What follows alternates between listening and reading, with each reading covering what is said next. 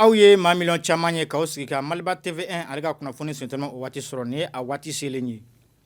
Juma juillet kalo tile 10 san 2026 min bɛ tali kɛ kunnafoni o nasira siratigɛ fɛ kankɔrɔ sigi bulon ale maaw kɔni olu ye bolowuli kɛ sariya bolodalen 2 ɲɔgɔnna o bɔɲɔko la min bɛ ɲɛsin jamana yiriwa ɲɛtagali sɔrɔ o nasira kɔni o jidili kɔni o sira ma min bɛ kuranko ale ni lakanako o baaraw kɔni kofɔ sariya fɔlɔ min ni o kɛra kuranko o nasira kɔni o baaraw ye min bɛ tali kɛ kuruba ale central hydroélectrique ka o baaraw kɔni CNT yamaruya di ko ka musaka bɔ ko o baaraw kɔni o bila sen kan musaka min ni o kɔni juru tara Mali jamana ale fɛ Lomé Banque Ouest African Development BOD ale kɔni o fɛ avril kalo tɛmɛnen tile 29 2026 yaasa cogo min na ka kuruba ale central hydroélectrique o bila sen kan ni o bɛna kalanzo ni énergie ale kɔni ka central cogo min na courant ale bɛ se ka walankata a bolofara suguya ka caya Mali jamana kɔnɔ sɔrɔw ka se ka jidi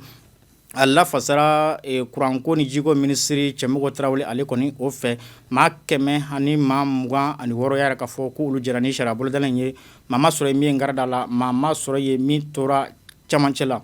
lakanako nasira kɔni o kibaruya kɔni o sira fɛ o jɛra ni sariya dɔ ye min kɔni n'o bɛ tali kɛ sariya jateden nimero 26 o kɔni na min laɲini ka yɛlɛma don jamana lafasa ni a lakana bajuba kɔni sariyakisɛw la o lafasara jamana kɔnɔ lakanako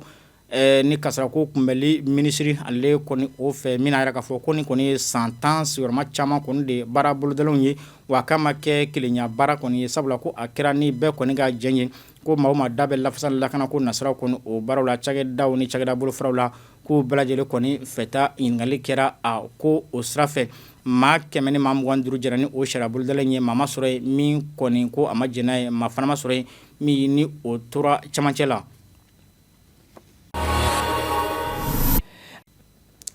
Furancɛ fanga jamana ɲɛma Général d'armée Assimi Goïta ale ka san 5 kɔni o sɔrɔlen kɔfɛ furancɛ fanga o jamana ɲɛmɔgɔya la baaraba minnu kɔni o kɛra ka ɲɛsin kokan malidenw ma a yira k'a fɔ ko kokan maliden maa 52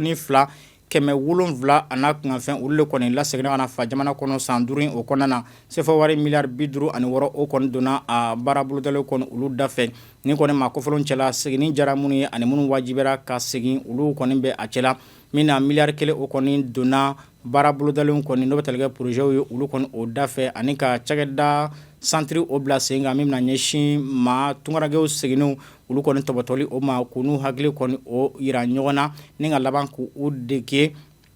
baaraw kɔni o la n'o ye bolola baaraw cogo min na u bɛ se ka kɛ u yɛrɛ ye cogoya min na. Sanfɛ kalanso Yambo Wologɛma ale jabala la kabalakaw olu fɛ nɔ min ye lajɛ dɔ kɔni o baaraw kɔni o dalɛnna nɔ kunnafoni barosigi sen fɛ yaasa ka ɲɛfɔli kɛ diinɛ dansɔgɔ waleya ko ale ni dansɔgɔ waleya ko minnu bɛ kɛ an ka sanfɛ kalanso olu panparaw kɔnɔna na ka fara farinya wale kɔni o nasira kɛlɛ kan n'an ko terrorisme ya o kɔni baara in labɛnna secrétariat permanent ale kɔni de fɛ min ɲɛsinnen don diinɛ dansɔgɔ waleya ko kɔni o nasira o kɛlɛli ma ani farinya wale ko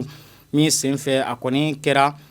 sanfɛ kalanko minisiri Burama Kansaye ale ni diinɛ ni batoko minisiri Dɔnfa Mahamadu Kone ka taa se PNUD ale ka nɔrɔbila o ma olu kɔni tun bɛ a baaraw o kɛnɛ kan.